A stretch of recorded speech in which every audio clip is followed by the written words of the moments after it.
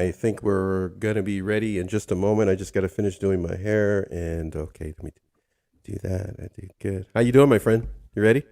Yes, so how Uh, you going? Let's torture. Let's do this. Okay, Hello. we just left Instagram. So if anybody's wondering and you're just watching this for the first time or you're here live, we just left Instagram because we haven't, at least together, we haven't been on Instagram for almost a year. Mm. And as soon as we did that brief show, I know you're over here. As soon as we did that brief show, the next thing I know, my phone is like going off. People were like perturbed because they wanted us to stay on longer. I said, we have to go to our home. And we're here. No place like home. No place like home. You have been a very busy person. Has uni started again for you? Yeah. Yes, back at uni, Yeah. studying hard but learning lots. Okay. Now, break free from abusive narcissists is the theme of the show and a number of projects that we will be doing in the future. But what I'm concerned about is that we have enough time in our lifetime to talk about it. Mm-hmm. But I'm going to throw you a curve at the very beginning of this show. Of Mm-hmm. this show, you just mentioned something on Reddit. You highlighted it in the Instagram show that with the IG live we just did. Yeah. What was that? Yeah. So I have been doing my own little research, to understand You better. sound like a scientist. Yeah. Pretty much. That's the way I approach it. It's like, trying to understand something that you don't experience yourself. So um something that you think that you experience, but then when you see it from its real perspective, you're like, wow, okay, I understand how different this is from how I actually work. And so I've been going on Reddit and I've been looking through Hey Over the Refrain. I've been looking through a few Reddit subreddits and reading about narcissism. And so there's a few subreddits where narcissists do go in and post about their own experiences. Now, to preface, I don't ever recommend anyone goes into these subreddits and comments because this is, these are communities for these people to talk about their own experiences just as much as we have our own communities to talk about our own experiences. So we're not there to I'm only there to look. I'm not there to say anything to these people. I literally am there to observe. No commenting then is what you're saying. Yeah, You don't yeah, I comment. don't comment at all and I don't contribute to the conversations. Mm-hmm. I am just there to look at the conversations, and that's what I recommend anyone who wants to understand does too. They're not there to be abused by us in turn as well. They're also there to ask each other questions about their own experience of narcissism. They've been diagnosed. They're like, is this normal? This is what I experience, etc., etc. And I've been going in there and reading about these people's experiences, and it's just amazing to understand how differently they treat relationships. It's the the way that they can easily just use and throw people away. It's pretty interesting that's just the way they think, that these people are there to be used and that they can get bored of these people and they can Hmm. literally not think twice about throwing them away, even though that they know that there's emotion involved and everything. But it's also an interesting way of putting yourself outside of that perspective, of reading someone else's experience of narcissism, although it can sometimes make your blood boil and go, how can these people do this stuff? That's what I want to talk about. That's what I'm intrigued by because you touched on it in our IG live we just did Yeah. before this show. Yeah. This being our second show, I'm trying to understand the thinking process. Uh, what did you learn about, in your perspective, of their mindset when it comes to technically, as you said, discarding people, throwing people away? What is the mindset behind that? Is it fear? I think it's more so like a positioning of, yeah, like personal positioning. You place yourself in a position So that, yeah, like underneath, it's Mm-hmm. protective. It's a protective mechanism. Okay. But also, like I said on the other call, sometimes, not always, but sometimes there are malignant intentions involved Okay. to put themselves in a power position, to make other people look bad, to make themselves look better, to place themselves as a victim, to, make themselves look as though they're smarter or bigger or more Mm-hmm. powerful. Say we're looking at a work situation. Mm-hmm. A boss might have malignant intentions of putting down their workers because they're making mistakes that they don't want to admit to, for example. The And boss they is don't want you to mean the admit, boss is making mistakes? yeah, their boss is making mistakes, but they're like, there's no way I'm going to admit to that. I'm going to put it on these people, and they know that they're doing it. Wow. Right? So that's a malignant intention, when you know that you're doing something wrong, but you're doing it to avoid responsibility or confrontation, or, to get caught, in essence.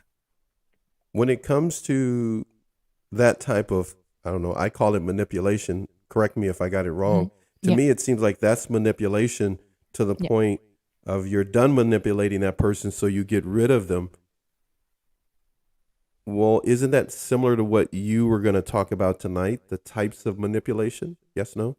Yeah, totally. And the aim of manipulation is for the abuser to put themselves in a certain position, like I said. So, number one, not get caught, not be confronted, to not take responsibility, to keep themselves in a position they're currently in. And like I mentioned, the effect of that, they know a lot of the time, is to make you doubt yourself, to make you question yourself, especially when it's lying, for example. They know they're lying. They know that you're going to question yourself when they're obviously not telling the truth. So it's not like there's a roadblock that they don't know they're lying. I just love the way you just said that. They know that they're lying. Yeah. Yeah. Wow. Sometimes these things are involuntary, right? They might be like, oh, the reaction is like within milliseconds, like, I don't want to get caught, I'm going to put it on someone else, like make an excuse. So that's manipulation in essence, right? Making an excuse, blaming someone else, making a justification is also manipulation. But sometimes when we get called out, we're like, oh, okay, yeah, I see how I've done wrong and blah, blah, blah. Yeah, right. But when an abuser or a narcissist gets confronted in that case, right, they make an excuse, they put blame on someone else, or they make a justification, and then someone calls them out. What they do instead is they go further into the manipulation. And that's what we're going to talk about today, the different kinds of manipulation that they can go into. So instead of like maybe a majority of people, they go deeper into the manipulation, they go deeper into the lies and the maneuvering, where someone else may say, you know what, they'll acknowledge that they're wrong or the bad behavior or whatever it may be, and then try to correct it and bring about some peaceful resolution. You're saying that from what you are describing, that's not what they want. Even if, okay, let's say you're trying to have a peaceful resolution with me, but I'm just trying to manipulate. I will do it even if it hurts you. I will continue to keep that manipulation so I have the higher ground. Yeah. Even if it breaks your heart. Yeah. Yeah. So say it's like lying, for example, and you're doing the manipulation back to me, and I'm going, look, I know you lying. I've got evidence right here, for example. You'll just keep going further and further into it and go, well, you know what? How dare you go into my drawer and read my diary or something, or whatever it is. Get into my phone. I've been texting some other woman. Yeah. Or how dare you, you talk to someone else about me. What else are they saying about me? Yeah, that's right. So I say someone said told me this they about saw you out at a restaurant with someone else last night or something. Like, how dare you go and talk to other people about me? It's like, no, hang on, let's talk about the thing that I've just brought up with you. They'll go further and further into discrediting you and devaluing you and making you confused and questioning yourself to the point of you're like, okay, well, I'm doubting myself now, and I think that maybe I'm wrong. maybe I'm wrong, and maybe that person was wrong, and I'm really not sure who's telling the truth now. So we're really like in a perpetual state of confusion, going, Yeah. I just don't know who to believe. I don't even know how to trust myself. Like, sometimes we're in that position where we're like, my intuition is screaming at me, don't trust this person, but we can't even trust that. I know we can trust of the refrain. You made me smile. I tried not to pay too much attention to what's said there and try to focus on you, Sarah, but it was very challenging. And I couldn't take it down until we tell you, So my friend, we appreciate your kind words. It means a lot. If others could see the preparation that goes into us putting these shows together, Sarah with the content, and my daughters and I making sure we get these shows out to everybody. We truly appreciate your support, my friend, Thank you. and what you said on the screen there.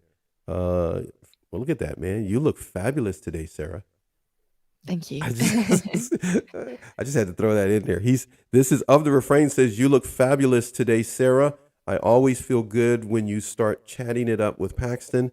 Actually, she tells me what to say and do. I get an outline. All of my guests tell me how the show's going to go. Chatting up and Paxton still this show. Keep it up. Fire all day. Love it. So strong. Booyah. Thank you very much, my friend. We have a lot in store for everyone to see in 2023. So hang in there. You're going to see some really amazing stuff from Sarah and Eve Bradley and a number of others that are going to be coming, and many that have been on the show already. We're going to invite them to some new things that we're going to be putting on production-wise, and we hope that you enjoy these subjects that will come to you even in a better format. Can't tell you what that is yet, but you'll see. You'll see. Got to do this here. Thank you, of the refrain. He's agreeing with you that you drop in facts right now. That's what he's got there on the screen for us now. My friend, types of manipulation, Sarah, and the effects or their effects. Feel free to go ahead and take the discussion there. I'm not going to kidnap you all day. I know it's daytime and morning there, but go right ahead. Tell us what you can before you have to go. Yeah, so today I'm going to be talking about, in all of our last sessions, we were talking about the kinds of gaslighting and their manipulation techniques. But today we're going to be talking about the kinds of manipulation which are overt and covert. So there's two ends of the pendulum that an abuser can swing to when it comes to abuse. So let's start with overt manipulation, because this is the most common and the one that we know the best. And this is like outright bullying we're talking about. Like, you know that someone's a bully.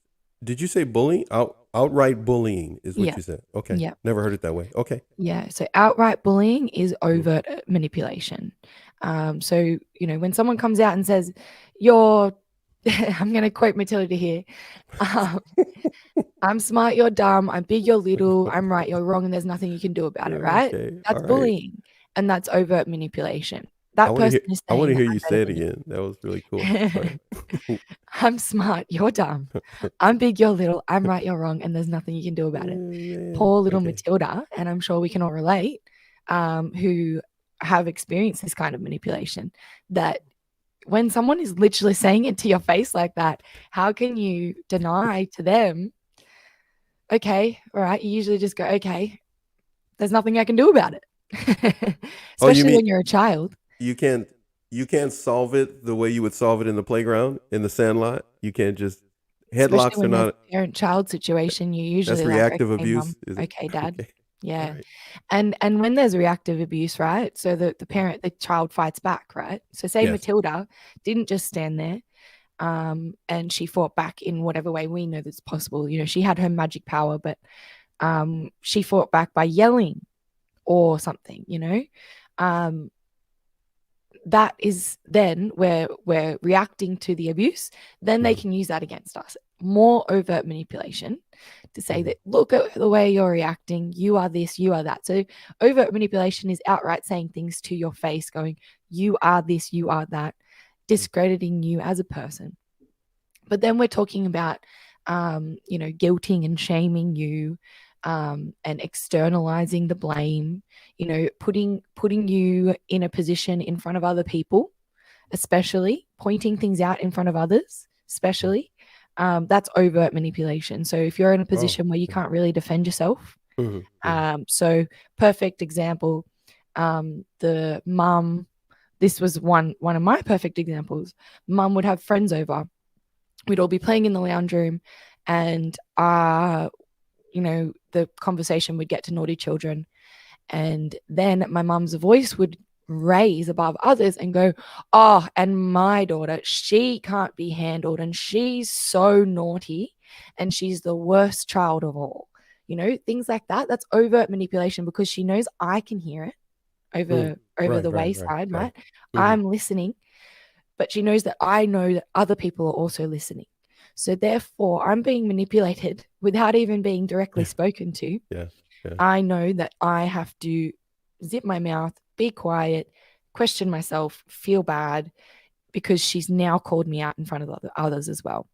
You'll probably notice that happens in partner relationships a lot as well.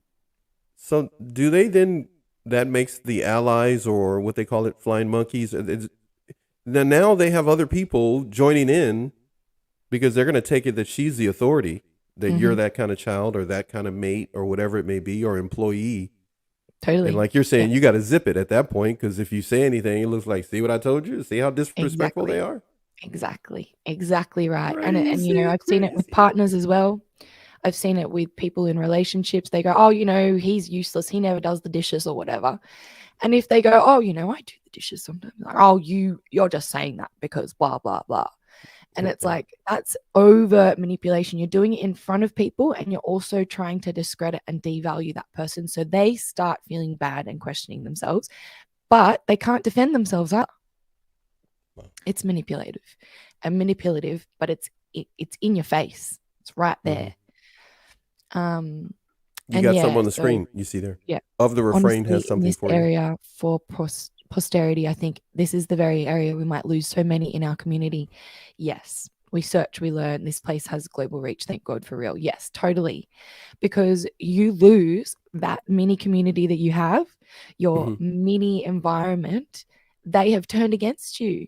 So the community is really important in this sense, the online community, because we can validate what you're going through. We can go, you know what? That is manipulation. That is abuse. You shouldn't be dealing with that. And maybe you should, and I'll later on share some means of dealing with that.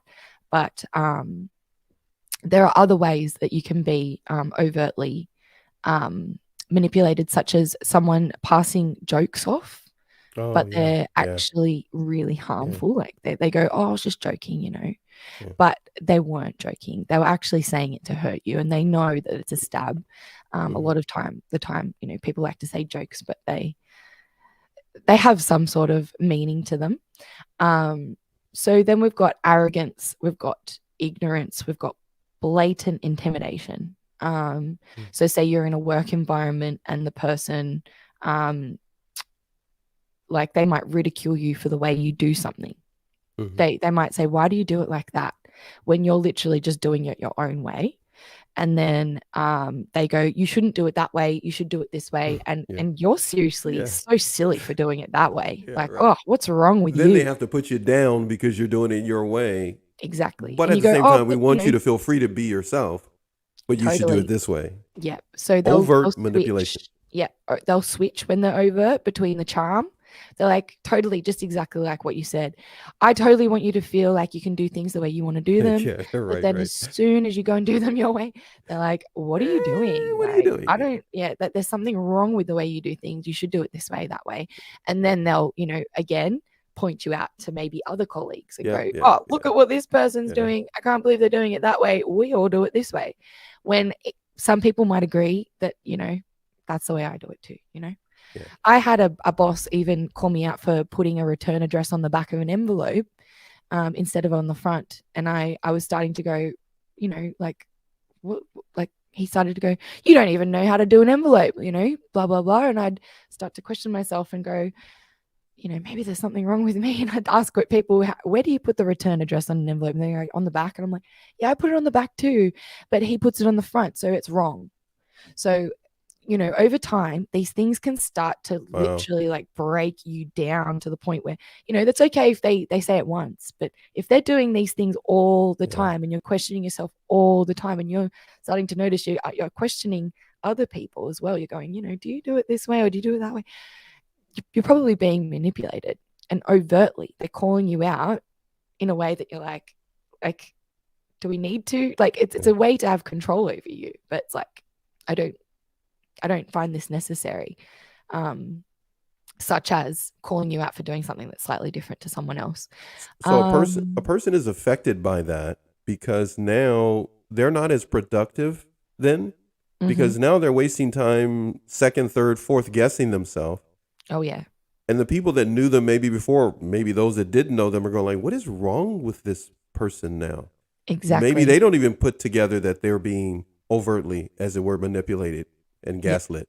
Yeah, totally. And then they're, in all other areas of their life, they're questioning themselves. They're going, oh, maybe we shouldn't do it that way, and maybe we should do it this way. And then you're going, are you okay? Like, why are you questioning this so much? Like, it seems that you're quite anxious. My partner's called me out and said, it seems that you're quite anxious at the moment. Like, and I'm like, yeah, I keep questioning myself because of this situation. Because you notice that in the back of your head, it's someone else's voice playing on repeat. So basically, overt manipulation is there to posture themselves in a position that is in a power position to put them in control. The narcissist is trying to do that, to make sure that they're in a power position, as it were. Yeah. Okay. And that power position is to easily discard you, to easily devalue you, to easily, throw you away, because if you call them out, that basically is demasking who they really are. And they don't want anyone to know who they really are. So they'll deny it outright as well. They'll be like, no, you're wrong. And there's something wrong with you and blah, blah, blah. So that's very overt, very in your face. You can tell, I don't like this and it's not very nice. And you can walk away from that experience going, that person actually spoke to me very harshly. They said harsh things to me. They were rude. They yelled at me. These are all overt types of manipulation. Yelling is an overt kind of manipulation, because usually if someone yells at you, what do? You feel intimidated and you back down. So another overt. It's always in your face when it's overt. So I'm just going to read out this comment here. Of the refrain said, Mum is legit. She saw the flags, had me sit for years next to the learned voice. By the time I was in puberty, binge drinking on weekends, doctor said, take these pills. I love my mum. Yeah. So that's very sweet, my friend. It's amazing though how others can see the red flags, right? Totally. Yeah. And sometimes because we're in these environments where we're so used to questioning ourselves, we're so used to being invalidated, we're just like, okay, well, I trust everyone else. And that's actually something I was going to touch on. We have this need, well, not even a need, we just have this ability to trust people without even knowing whether they're trustworthy or not. Yes. When we're in these situations. Yeah. So we just like blatantly trust these people, even though there's red flags popping out everywhere. Because when we're people pleasers, we're like, okay, I need to get validation from this person. So I'm just going to trust them because I need to be trusted too. I need to show that I'm a trustworthy person, or, I need to show that I'm a good person. So I'm going to do everything that makes me seem, kind. It makes me seem approachable. It makes me seem easygoing.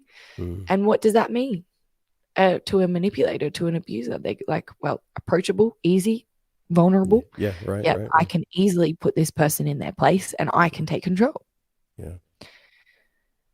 So on to covert manipulation. May I ask you a question before you do that? Actually, I'm going to ask two questions. One, I'm going to slow walk, and that's for of the refrain. I'm going to slowly ask you this question of the refrain.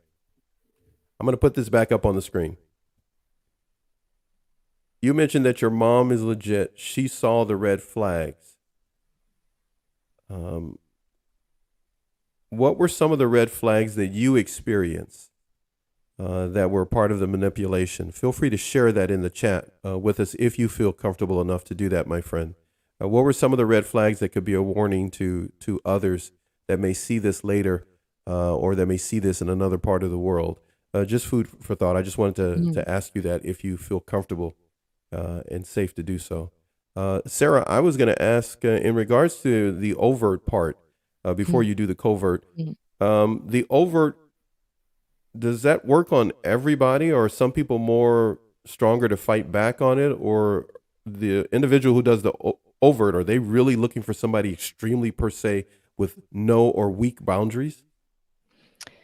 So I think with overt and covert, it can be interchangeable, but usually if we're talking about a narcissist, they'll swing one or the other ways. Like they might be less covert and just usually just, unable to control their emotions. Bam, bam, bam, bam, bam. Okay. So actually kind of easier to maneuver because you're like, I'm going to, swing wide around this person. Like I'm not really even going to, go near them because I know that they're going to react in this way. They're explosive in for example. Predictable. Their behavior is so predictable and stands out so much. It's like, I know exactly where they're coming from. I can avoid that. Totally. Yeah. Yeah. You can even, like, when it comes to the manipulation of, like, guilt, shame, externalizing blame, and justifying and denial, like the gaslighting, when it comes up with an overt kind of person, they will be like, well, it was your fault, you did that. And they'll try, if you're pretty strong in terms of your boundaries, you'll be like, this is a very weak attempt at trying to make me the blame here, You're trying to make me the blame when we clearly know that you're the blame. So a lot of the time, overt narcissists will probably have less people around them because they tend to be a bit more isolated because they're duly noted. They have very little true friends or friends at all. Yeah. But when it comes to covert, if we're going to make the comparison, they might have more people around them, but they're usually flying monkeys that are being manipulated due to the covert means of manipulation. So overt people have usually got people that have thrown them out, like the typical overt narcissist will have children that don't speak to them and, will be living alone and, may have employees that have walked out on them several times over in their lives, etc., etc. Okay, everybody who's listening to this, please stay on guard. Okay, because if that you find sounds like huge red flags right there, and it's not like every blue moon these things are happening to them. You're talking as if this is their life pattern, in which people just can't stand to be around them over a period of time once they get used to being get in their presence. And they might even say it to your face. They might be like, really? Oh, yeah, I had the boss that I had in the past that was ridiculing me about the envelopes, said something like, oh, no one can stand to be around me for too long. And my son doesn't talk to me, for example, and things like that. And I was like, oh, okay. And I was kind of like, oh, I wonder why. And I noticed the charm gets switched on. And as soon as it's, they can't handle their emotions, it gets switched off. And there's the overt throwing of their emotions because they can't control it, or they'll deny and they'll say, no, that was your fault and it was all you. And you'll be like, can you not speak to me like that? And they'll be like, well, it's your fault I was speaking to you like that. And you're like, oh. So they're punching walls. They're doing all kind of stuff. They're punching walls. They're doing things. They're throwing things, breaking things. They're doing all that. Somebody else's fault. Someone else's fault. Yeah. Making a scene in public, whatever it may be. Yeah. It was your fault I yelled at you. It was your fault that we were running late, blah, blah, blah. It's always someone else's fault. Immediately run away. Yeah. Especially if you're in a work situation and you're not obligated to be there, walk away right now. Yeah.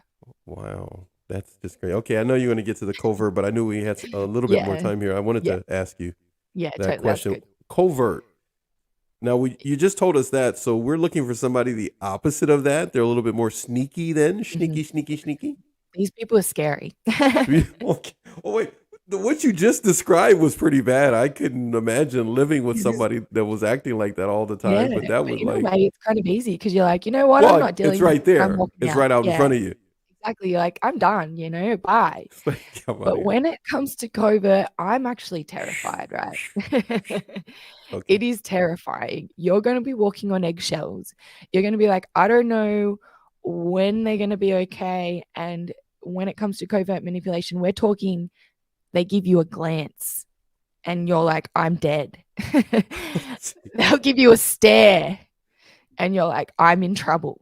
Okay, that would be really horrible if you were a child and you grew up with a parent like that, Oh, yeah. or Yeah. two, God forbid. Yeah. Man. Yeah. And a narcissistic parent can use both covert and overt means. You know, a narcissist can use both covert and overt means, but they will swing one way or another. And so my mother was more covert. So it was more like the facial expressions Okay. and the muttering under the breath of like, Mm. if you don't do what I say right now, Mm. I'm going to tell everyone you're blah, blah, blah. Or, you know, there'll be a lot of threats, a lot of veiled threats, a lot of subtly veiled threats to make you do what they want you to do. There'll be a lot of passive aggressiveness. There'll be a lot of silent treatment. There'll be a lot of finding out gossip from other people that you hadn't heard of directly from them. So, you know, compared to an overt narcissist, they'll say it to your face, but a covert narcissist will go tell other people. And then you'll hear it from someone else and you'll be like, oh, like, you know, you'll start to question yourself in that way. There's a lot of nonverbal, ignoring, silent treatment kind of stuff. So say, for example, you are in a situation where you're the child and the parent and you're like, you feel like you're in trouble and you go and ask them, can I go and can I leave the table? You know, can I finished eating? Can I leave the table? And they ignore you completely. That's covert manipulation. It's to make you feel more afraid, to make you feel more intimidated. But they're not saying it to your face. They're not doing it. They're not yelling at you or hitting you, but it still feels just as bad. It still feels just as scary because you're like, where do I stand? What do I do? I don't know because they're not even reacting to me. They might give you, the glance or the stare.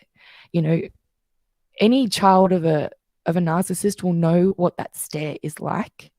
They will go, I know that stare. It's like they look through you in a way, because they are literally trying to control you with their look.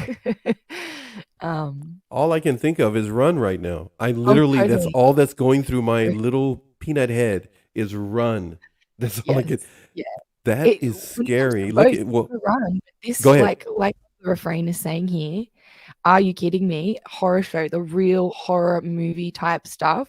Like we're talking the movie Gaslight, we're talking the movie Run, like the stuff where you're having a bad dream and you're trying to scream out to people like, help me, help me, help me. And behind the mask is someone like terrifying, like, and no one is able to help you. That's what it's like with covert narcissism. Because imagine you're in a situation where you're in an abusive relationship with a partner and they're doing things like this. So like talking about the movie Gaslight, there's a perfect scene in the movie Gaslight where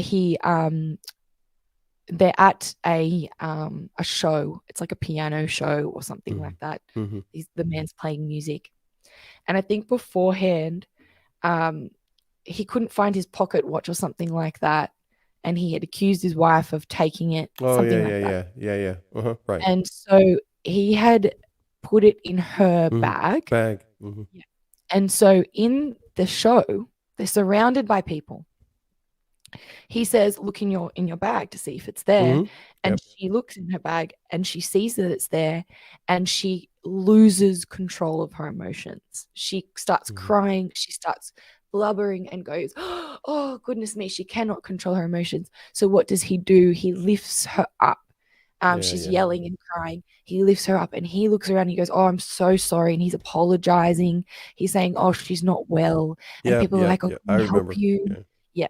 And so he's acting like his wife is mentally ill. How terrifying is that to be in that position where you know you're not mentally ill? He created the entire thing to make it look like she was crazy. That is Really. disgustingly That is devious. That is bad. terrifying. That is bad. Terrifying to be in that position where you can't go, hang on, he put that in my Yeah, bag. exactly. Right. Then he can go, I what are didn't you do it. talking about? I didn't do that. You're just mentally ill. Yeah. So that's why covert manipulation is actually more terrifying in my point of view, because they can do it behind everyone's back and make you end up believing that you are crazy. Yeah. And you will start believing that you're crazy and the way that you think is crazy. So constantly needing them to make decisions for you. You lose the ability to make your own decisions because you're like, well, I'm not able to do that. I'm not mentally well. I'm not able to make decisions because every decision I make is wrong. Look at what I do and I can't even remember what I've done. And if it wasn't for this person being here to help me out, but in actuality, they're the ones laying the groundwork so that everything you do gets demolished or looks like it was your fault. Oh yes. Or that So you're not able to function. Exactly right. And that's why in these situations when you might think that you're experiencing any kind of manipulation is to surround yourself with more people, because then you can relate your experience with these other people to the experience you're having with this one person and go, is it comparable? Because every time I'm around this person, I feel like I'm going insane. I feel like I'm questioning myself. I feel confused. I feel like I am making the wrong decisions. I feel like, et cetera, et cetera. But around everyone else, I feel like everything's normal. So it's like two different. So you got like two different worlds is what you're describing that the victim can be in, but yet they call one home. So they don't want to judge it as being he's trying to or she trying to do it on purpose. Yeah, exactly. Because you're like, this That's person confusing. could possibly be doing this to me. This person says that they love me. This person says that they care for me. But what is the malignant intention? It's to have power and control over you. And they really don't have any thought or feeling or empathy about how much this is mentally torturing you. This is mentally torturing you to the point of almost, wanting to die sometimes. Sometimes people do feel like that. Because they want to take their life because it's so intense. You're like, I'm going insane. And I can't even trust what's in front of me. I can't trust my own reality. So I might as well not be alive, It's very, very, very dangerous to continuously stay around these people. Yeah, very, very dangerous. And if you feel at any point that you're hitting an emotional wall, reach out to the many numbers, the national numbers that are available to you. Talk to your neighbor, talk to someone that may be able to see more than you can see because of the overt or covert tactics of manipulation. We've got some words many are putting up. I see Adam has joined us and others. Please let me get to of the refrain here. He says taboo or big with that segment. They stalk. I know that much. He mentions that I guess the coverts is what you're talking about, right? The coverts. Oh yeah. And they'll stalk you through other people as well. They have their time out. Nope, time out. That's scary. Time out. I'm sorry. Yeah. Okay, I get what my buddy's saying. They stalk. But you're telling me that they will stalk you through other people. Oh yeah. If they don't have access to you. Do the other people know they're being used for that, or are they part of this whole stalking thing? They're part of the network, like of the refrain is just said down here, network societies all day, every day for real, because that's what it is to them. It's a little network of people that are under their wing, and like they're called flying monkeys, like the Wicked Witch, was it of the West? I think it was. Yeah. She doesn't have to leave her tower. She sends her flying monkeys out and they come back and bring information. And the victim has no idea that, unless they're very well trained, they're like, okay, I know that person's connected to that person. So I'm not going to give them information. Not going to. Unless you don't know, unless you know that person's connected, you'll start talking about your life. You'll start saying things. You might even share things about yourself that are trauma related. And then it gets sent back to the abuser, who can then use it against you. I've got to be really careful who we share certain things with, especially if we don't know them very well. That was the other thing I was going to mention. Well, maybe it's family members. I'm just thinking about some other shows that we've done and what others have said. It could be somebody within the family that you think maybe they're with you on Instagram or somewhere else. And the next thing you know, something you've said has then traveled somewhere you didn't want it to go. And it's with that covert or overt. Adam has something here for you. He says, Yes. Hi, are most domestic abusers narcissists? It's hard to tell. Basically, what we can say is a domestic abuser would show narcissistic traits in most cases because they show a lack of empathy. They don't have a willingness to take responsibility for what they're doing, and they use those manipulation tactics. But without being diagnosed, we can't say that they are a narcissist, but we can say that we can observe narcissistic traits within them. So if we're observing narcissistic traits, then we have to just be careful of those and use the same methods to get out of the situation. It doesn't matter if we're dealing with a domestic abuser or a narcissist or a psychopath or a sociopath, whoever it may be, we can use the same methods to get ourselves out of that situation and put ourselves in the line of safety. Yeah. We've got a thought here from Of the Refrain. OTR says, I am not a doctor. In my case, I don't care if where, and essentially they are on the spectrum, domestic violence kills people, is what he says. Even if they don't outright kill you, right? Because in Australia, domestic violence is actually one of the biggest killers here, but it might not outright kill you. It might drive you to the point of wanting to do something harmful to yourself. Oh, my goodness. And it's so, so, so important if you feel this way to reach out for help, even if it's calling a suicide hotline, even it's calling White Ribbon, for example. These people are there just to talk you through what you're experiencing. And you can ask them, is what I'm experiencing normal? Because they can tell you if what you're experiencing is normal or if it's abuse. And then they'll give you some actual resources to help you to get out of that situation. So it's really important to always reach out for help in the most safe manner that you can. When it comes to a personality disorder, that may be something someone is dealing with. Adam puts here, are domestic abusers either narcissists or personality disordered? I know you were touching on that just a moment, but overall, if it is an unsafe emotional situation, circumstances, whatever it may be, it's something that a decision has to be made. Mm-hmm. Because you think you can, you put yourself in that position, you go, I think I can deal with it. I think I can keep going with it. I think I can just, in order to keep what I have right now, for example, if it's a house, a marriage, children with both parents, it's a job, it's whatever, a friendship group, whatever it may be. Sometimes you think that it's worth putting up with that behavior to keep what you currently have right now. But you'll notice that over time, you start getting worse and worse and worse.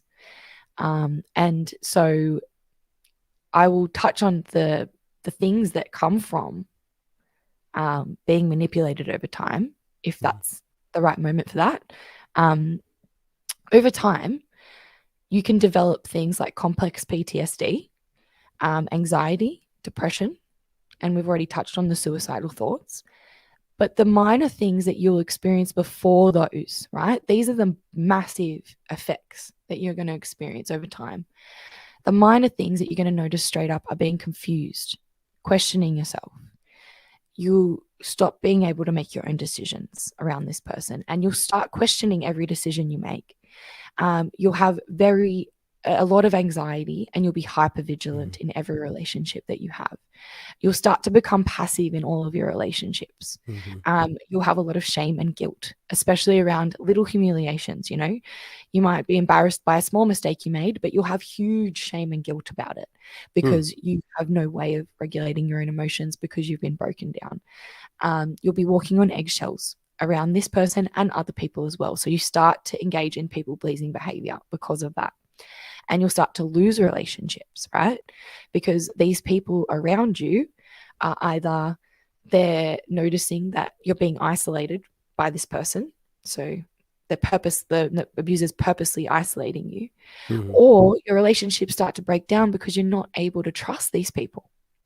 You're not able to trust the abuser, is what you're saying. And other relationships. In other relationships. You might not be able to trust your partner anymore because your parent has narcissistically abused you your entire life. So you have an abandonment wound inside, feeling like because you've been abandoned your entire life that your partner's now going to leave you, even though they're not. This is what happens to you over time. You start to have this sense that no one is trustworthy. You start to stop engaging in future relationships as well because you think that it's going to break down because you can't trust anyone as well. And you start to need constant validation. So the constant validation, if it doesn't come from the people around you, you have more anxiety. You start to question yourself even more. So you're not turning narcissistic in this sense. This is the people pleaser behavior that comes out. You need constant validation by engaging in acts that are people pleasing, that try to help others. Right. But you think that everything that you do isn't good enough, so you further try to people please, and you get yourself to the point of exhaustion. You burn out really fast. And you start to feel like what I said about losing relationships, you start to break down other relationships as well because you feel resentful to these people. You might feel like they've done something very small to you, like made a mistake, but because of your constant fear, of abandonment and your people-pleasing behavior and your need to be perfect, right? You'll hold other people to this high standard of perfection as well. So it starts to break down your relationships because you don't understand that other people can make mistakes. And that's a big thing that we learn as we come out of complex PTSD, that everyone can make mistakes. We can forgive other people for making mistakes. We can move forward in relationships when there are mistakes. But we have to have the give and take, right? We have to have the other person showing that they're willing to grow and change as well. And if they're not, we have to move away because it's not helping us. Another effect would be self-sabotage and judgment, self-judgment, constantly judging yourself. And I mentioned being exhausted because you're constantly anxious and fearful. Imagine going to work. Constantly anxious and fearful. Yeah. Critical judge of oneself and others. Yeah. Leads to total exhaustion. Totally. Yeah. And you also violate your own boundaries, right? So you might not know what your boundaries are at first, but if you do have boundaries already, you start to violate them because for example, for somebody to hear this, go ahead. Yeah. So you might have a value inside that you don't want people to talk to you badly, right? Okay. So that's a boundary. I'm not going to let people talk badly to me. But because of this constant manipulation and breaking down and abuse, you want that validation from people. So when someone talks badly to you, you accept that. So instead of holding your value in your, as it were, boundary, holding your value and keeping it safe, you let it go and let somebody walk all over it. Exactly. And you don't call them out for it. For example, you go, oh, I'm too scared of how this person's going to react if I stand up for myself, because I know that maybe I'll lose them, because we're so afraid of losing people when we're in that. Oh, if I say no to that person, or if I say, hey, hold on a second now, that's not the way I need somebody to talk to me. Yes. Afraid to even say that because that person may never talk to me again. Exactly. But in reality, if we actually did stand up for ourselves, a lot of the time those people would be like, hey, sorry, I didn't mean that. Sorry. If then most of the time they're not abusers, and we need to actually do those things to teach people our boundaries. But when we've been a people pleaser for so long, our boundaries have been broken down. Our values have been broken down. Our sense of self has been broken down. It doesn't matter who it is. we will still let them walk all over our boundaries because we're not sure who we can trust. We're not sure whether they're going to be okay with our boundaries or not. So we're constantly violating our own sense of self, our own boundaries, and Well, therefore we end up isolated. We end up separated from everyone, and we stay with the abuser. we stay with the abuser, or we end up just isolating ourselves and be by ourselves, period, because Exactly. we won't even speak up for our own voice. We won't even use our voice to have a voice anymore because of the constant covert or overt pattern of abuse. We need to get to what Adam has on screen there. I'm tossing it your way. Yep. Is narcissism caused by trauma? That's a really We've got good a whole lot more to bring up on the screen too, but go right ahead, and I'll just keep moving on. Yep. So it's a great question because it helps us to understand it a lot better.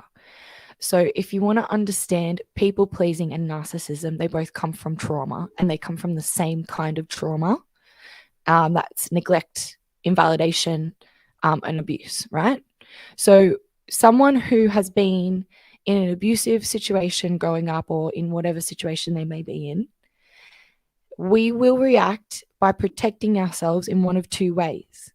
We'll become really, really headstrong, protect ourselves from any other outside source of manipulation or anything by becoming narcissistic and only understanding our own feelings and protecting our own feelings with vigor, right? Vigor to the point that we don't give a crap about anyone else. That's how we can form narcissism, because we're like, I'm not going to let anyone else do that to me, and I'm holding on to this, and I'm going to look after myself, and I know that that's how the world is run. So narcissists kind of believe that the world is run in a way that is just manipulative, right? That everyone is just protecting themselves, and everyone is just looking out for their own. So they just work that way because of the trauma in the past. The other way that we can swing is because we haven't had our needs met, is we don't become that person where, like, I'm so headstrong that I'm going to look after my own needs. We're going to notice that in the environment around us, we're not getting our cues met or read. So we're going to go and exert ourselves to be noticed and validated instead. So we're going to go out there and do the people pleasing stuff to get the notice, the validation. Yeah. So in both ways, right? Both ways, the external validation. People pleasing, we're getting external validation by being not quite ourselves. We're just doing things to be nice and make people like us. Right. But narcissism also is external validation from using manipulation and controlling means. Both come from trauma, and narcissism is really, really hard to kick because the person can't realize a lot of the time that they have a problem with empathy. But people pleasing is easier, even though it's quite hard. It's easier because we have the ability to self-reflect a lot more. Okay. All right. And there is a measure, if not a stronger measure, of empathy also. Does that help? Yes. Them try to kick that? Empathy, yeah. You have to work through that. I don't know everybody. I'm not the expert. Or as of the refrain says, OTR says, I'm not a doctor. Speaking of, OTR says, I love you too. Oh, man, you the bomb. Thank you. You guys are great. Supergirl and Superman. Oh, man, I need my little Superman here now. Thank you very much. I'm going to get me a big S on my chest. I don't know what you're going to get. Well, I am S as well, so we both have to come in red and blue. Okay, thank you, my friends, so much for saying that. We really appreciate it. Big shout to the little woman behind the curtain too. Yeah, your daughters. Yeah, very, very important. Of the refrain, OTR says, "Is it really? It is a really beautiful day. For a few minutes, I get to hang out with people I adore. Beautiful, like I said." Thank you. I'm telling you right now, just send me the address. Sarah and I will make sure. You know what? I'm gonna name a child after you. Of the refrain, I'm gonna call it Of the Refrain. OTR. That's gonna be the kid's name. I don't know when I'm gonna have this kid, but I'm gonna have sometime in the future. We got Adam here. Love you, Of the Refrain. OTR is in the house. You know what? You know what we should do? I think I'm just gonna make an OTR shirt and wear it.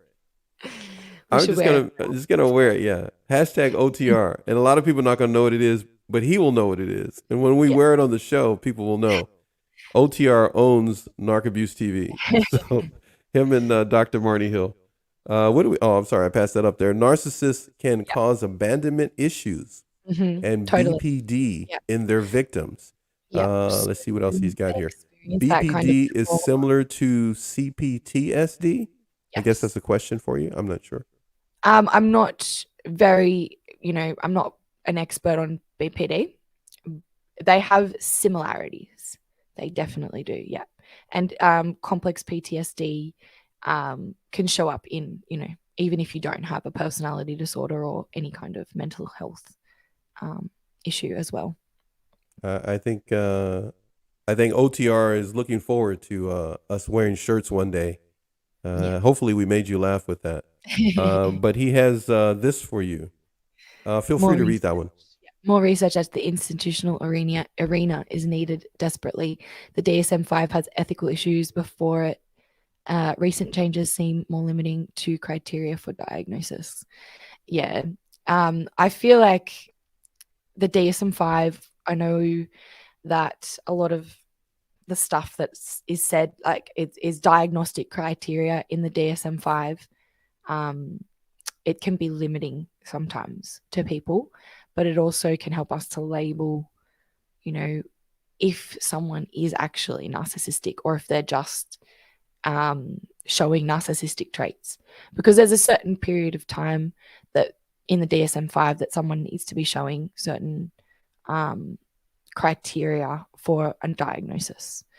So, but that's all I can comment on that at the moment. No. You have another one here. Feel free to take a look at that one from OTR. As a society, we must learn more. Yeah, definitely. Of course, I say that now as a parent. I'm a little older these days. I see some things differently in some areas. Yeah. When we start to have children as well, and I haven't even got a child, but I have a niece and nephew. When you start to be around young children and you realize how much the world around them affects children, Yeah. it's almost like you can't not hold your parents and the people around you responsible, because they knew the way that these things were affecting you. They saw that you were picking up on certain behaviors because they were behaving certain ways. So it was partly their responsibility as much as it's our responsibility now. Although there is more education out now, if there's more education, then these parents should also be educating themselves and taking responsibility now, now. Or at least having the conversations with the child to find out what the child is experiencing, or making it so that they are approachable, so the child feels comfortable to discuss. The conversations were happening way before there was a psychologist, a therapist, and all the above. People were actually talking things out. Exactly. It seems that human society has indeed went a way that they can't even direct their own step. I gotta throw something out to you. OTR is typing faster than I can get to. He's got another one here. I hope I didn't miss that last one. I'm sorry. I'll read. Each of our stories is a link, a tiny bit of hope at each link. It says I could. He could not care. In other words, right? He couldn't care about the DSM, is what he's saying. Yeah. He couldn't care about the right? DSM. If I said that right. Yeah. And to heck with the DSM-5 for those heading out of it and into recovery. Awareness. I wear it on my sleeve. Yeah. A lot of the time, like I've actually learning about this in a subject I'm doing right now called illness and healing. We're talking about medicalization and how a lot of human experiences have now been drowned out by medicalization. So we can compare that to the DSM-5 where these, there's diagnostic criteria. It's all on a list, and we can say yes, and we can tick them off. You kind of just go down the list, whatever the label fits. Exactly. Okay. But the actual human experience, which cannot be fully measured and cookie cut for everybody, is lost. From an anthropological point of view, which means looking at it from a human experience basis, it's so much more complex than that. The effects of it's slightly different for everyone, and that's why it's so important not just to look at this diagnostic criteria, but also to look at other people's experiences, make comparisons, talk to other people in these communities, and go, ask those questions. Is this normal, what I'm experiencing? Is this abuse? Because if you're asking those questions and then you're getting 10 different answers and some of them are similar, you're going to start to notice that, okay, there's similar ideas about what this is, and then you'll have slightly different views, which are also adding to your point of view and your understanding of what this is as well. So it's really good to get many different perspectives rather than narrowing our view down to one perspective, because that limits us. And that's what medicalization sometimes does around the mental health sphere, for example. There's stigma around it. And people sometimes don't want to talk about mental health because they think that people are going to judge them, or they're going to be locked away, or people are going to judge them for being locked away, for example, Oh, yes. That's true, too. They're going to get judged if they are literally locked away because of their mental health. Yeah. The stigma will be strong either way, because people need to feel that they are better than others anyhow in many cases. So they will try to capitalize. Go ahead. We all have very similar experiences. So, and the more we share those experiences with others, we realize we're all very, very similar. Yeah. I am looking for the opportunity to put this up on the screen, and I think it's now. Here we go. Please allow us all to say that we enjoy being with you, Sarah. You're absolutely very encouraging, and I love doing shows with you. Very encouraging. But it is time now for me to ask you for something, and it's this. I just have these little toys over here. Don't mind me. What can you give us in the way of breaking free from abusive narcissists as a motivational tip today? What motivational tip can you give us before we have to go? Yeah, so I have a few things written down here today. So how to get out of this cycle of manipulation and abuse, and I'm just going to highlight the importance of getting the support and how to get that help here. So number one, we have to learn to stop people pleasing if we are in the cycle of people pleasing all the time. And there's plenty of resources out there, but myself as a coach, I'm here to help you do that. And like I mentioned in one of our previous calls, it takes time to start focusing back on yourself, educating yourself on this stuff. Once you know this stuff, you become pretty powerful and you're able to identify what is happening in front of you. So staying mindful in these situations, keeping your eyes open, even around the people you think you can trust. So we were mentioning before, like even around family members, they could have flying monkeys coming around, right? Or say you start a new job and you've got a friend who you're really friendly with, and you think everything's great. And then something happens every time you hang out with them, like gossip starts getting spread around or something, and you're not sure why it keeps happening, but you're not sure who it is.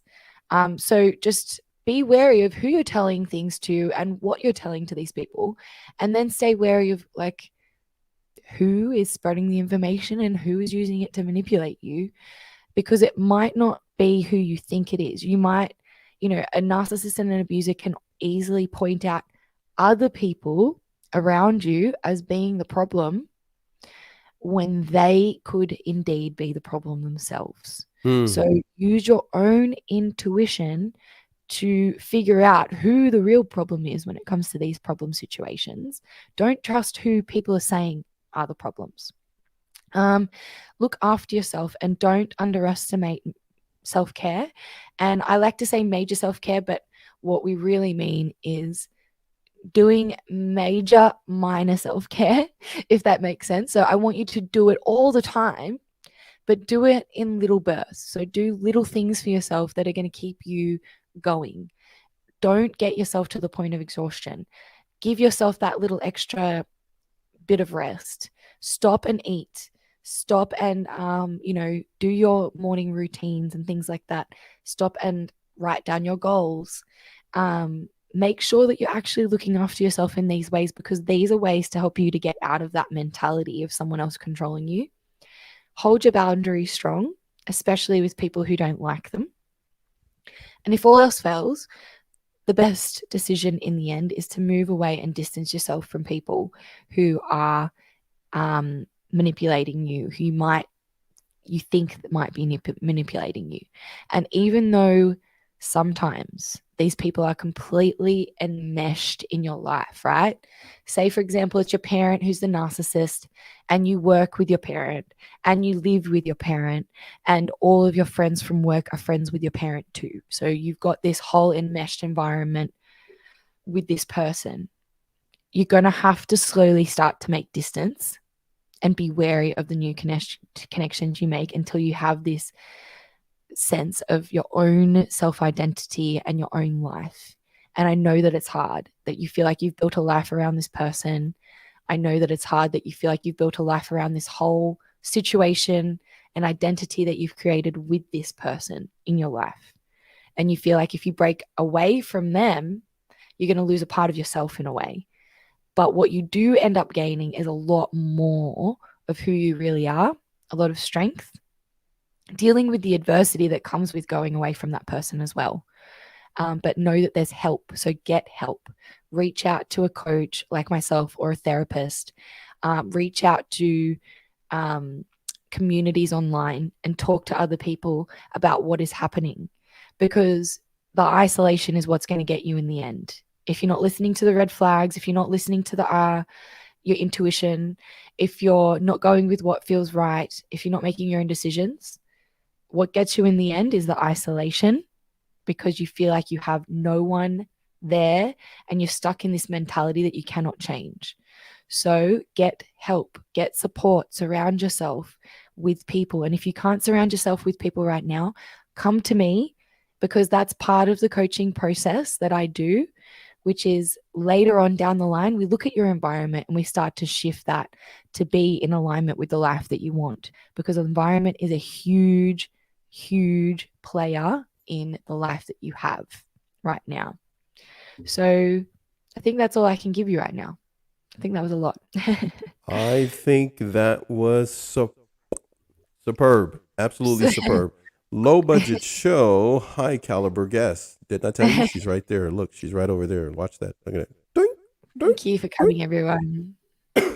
All right. We started over on Instagram, then we came here, but we have got to put this up from Of the Refrain. OTR is in the house. We're all in the trenches together. Yeah. Excuse me. Tip of the spear. We both sitting here we're trying to work it's time for tea. And indeed, we are safe. This is such a safe space, coming into these places, talking about this stuff. We're not judging at all. We've, a lot of us have been through it, and coming out the other end, sometimes we might smirk and smile at these things that people write. We're only smirking and smiling because we know exactly how you feel. We're like, oh yeah, we have those feels, we're all in this together. I have listened to so many people over the past 2 years. Some of the things that people have told me, it's almost as if I've experienced them myself. I've heard it so much. Then when I hear, I hear you say things, I heard Eve Bradley say things, and Dr. Darlene Lancer and Dr. Robin Bryman and others that have been on the show. And then when I hear everyone talk about it, it's like, oh my, I get tired. And it's like, it's not even happening to me. It's like, but I feel it so much, which is why my daughters and I are so passionate about putting these shows on and then making them better, as you will find out over time. As I say, wait till you see what's happening in 2023. But right now, you're bringing attention to what OTR has said. We try to make sure that these shows and conversations are a safe place. They may not be the most visually stunning on the left side of the screen that I'm on, but I have beautiful guests from inside out who truly want to share some source of encouragement with everyone. And that's pretty much what we're trying to do. And thank you for the bravo, OTR. I appreciate it. I'm sorry. And then he's laughing, laugh out loud. But I like this. I think I might just have to get my daughter to make me a shirt that says this, 2023 with 3 exclamation marks. Because that's what's going to happen. I'm telling you, we got some stuff that If you don't see me come on for a while, it's not because I'm goofing off. There are things happening behind the scenes for Mm. what we have in store for you in 2023. I don't know where that came from. It's like a really bad attempt on a trailer. By the way, we do have some mini movies coming up. There is one coming for Dr. Marnie Hill. I've been feverishly working on that for a few months, that we're putting her different appearances and other stuff together. Sarah's going to get one. Eve's going to get just about everybody that's been on the show. Kim Saeed. We're putting everybody's stuff together to make little mini movies, and they will have trailers. Cool. And I don't know whether I'll do the voiceover or we may get some special actor to do it. Okay, maybe not. Anyhow, so just don't mind me, you guys. I'm having too much fun.